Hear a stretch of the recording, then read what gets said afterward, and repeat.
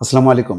লন্ডনে বিএনপি এবং সরকারের মধ্যে যে বৈঠক এবং যৌথ ঘোষণা, তারপর থেকে কিন্তু বিএনপি এবং জামাতের মধ্যে দূরত্ব বেড়েছে। গতকালকে তারা ঐকমত্য কমিশনের বৈঠকে আসেনি। আজকে ডক্টর মোহাম্মদ ইউনূসের টেলিফোন করাতে তারা যোগ দিয়েছে বলে দলের পক্ষ থেকে জানানো হয়েছে। কিন্তু তারপরও ওই লন্ডন বৈঠকটা মেনে নিতে পারছে না জামাত। আর বিএনপির পক্ষ থেকেও এই ব্যাপারে মন্তব্য করা হচ্ছে। তারাও বিষয়টি ভালোভাবে নেয়নি। মির্জা ফখরুল ইসলাম আলমগীরের একটা বক্তব্য পরিষ্কার যে তার বক্তব্য থেকেই বুঝবেন যে এখন কিভাবে তারা দেখছে।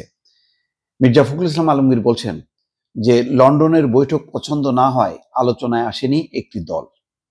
এই খবরে বলা হচ্ছে বিএনপির মহাসচিব মির্জা ফখরুল ইসলাম আলমগীর বলছেন যে লন্ডনে ডক্টর ইউনূস এবং তারেক রহমানের বৈঠক একটি দলের পছন্দ হয়নি, যে কারণে নারাজ হয়ে জাতীয় ঐকমত্য কমিশনের মঙ্গলবারের বৈঠকে তারা হাজির হয়নি। বুধবার উত্তরায় একটি অনুষ্ঠানে তিনি এই কথা বলছেন। তিনি বলছেন, সংঘর্ষে না গিয়ে দুই নেতা শান্তিপূর্ণ নির্বাচনের ব্যবস্থা করেছেন। একেই বলে রাষ্ট্রনায়কোচিত নেতা। রাষ্ট্রনায়ক সবসময় জনগণের শান্তির কথা চিন্তা করে কোনো বিভাজনে না গিয়ে আমাদের একটা শান্তিপূর্ণ নির্বাচনের সুযোগ করে দিয়েছেন। অনেকের পছন্দ হয়নি সেটা, কারণ নির্বাচন হলেই তাদের বিপদ। এখন নির্বাচন নেই, তাই তাদের অনেক গুরুত্ব। নির্বাচন হলে জনগণের ভালোবাসার দল ক্ষমতায় এলে তাদের গুরুত্ব কমে যাবে, এটা তারা জানে, যে কারণে ওরা নারাজ হয়েছে। এই জন্য জাতীয় ঐকমত্য কমিশনের বৈঠকে তারা যায়নি। এ সময় নেতাকর্মীদের উদ্দেশ্যে তিনি বলেন, যারা আওয়ামী লীগের মতো আচরণ করে, জোর করে, অধিকার হরণ করে, চাঁদাবাজি করে, তারা তো আওয়ামী লীগের মতো হয়ে যাবে। এগুলো করা যাবে না। যাই হোক, এটা দলের পক্ষ থেকে সেই সতর্কতা দিচ্ছে। আর যেটি ডাক্তার তাহের বলছেন, জামাত নেতা, জামাতের নায়েবে আমির ডাক্তার সৈয়দ আবদুল্লাহ মোহাম্মদ তাহের বলছেন, লন্ডনে বিএনপির ভারপ্রাপ্ত চেয়ারম্যান তারেক রহমানের সঙ্গে যৌথ বিবৃতি দিয়ে নিরপেক্ষতা হারিয়েছেন প্রধান উপদেষ্টা।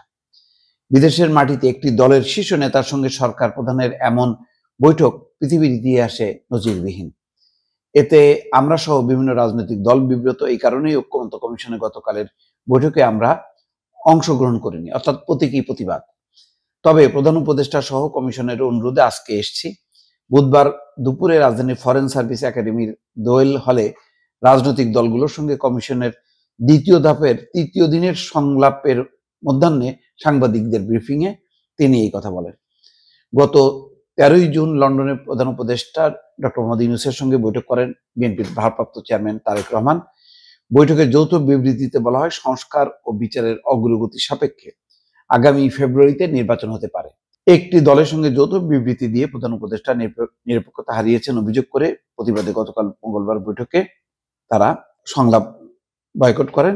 এরপর তারা বলতেছে যে প্রধান উপদেষ্টার অনুরোধে তারা ফিরে এসেছেন। তাই বলছেন, বিভিন্ন দেশের সরকারের সঙ্গে প্রধান বিরোধী দল বা সংসদের প্রতিনিধিত্বকারীদের সঙ্গে যৌথ বিবৃতি হয়। দেশের শতাধিক দল আছে, তাহলে তো এমন একটি সংস্কৃতি তৈরি হবে, প্রধান উপদেষ্টা যার সঙ্গে কথা বলবেন একটা যৌথ বিবৃতি দিতে হবে।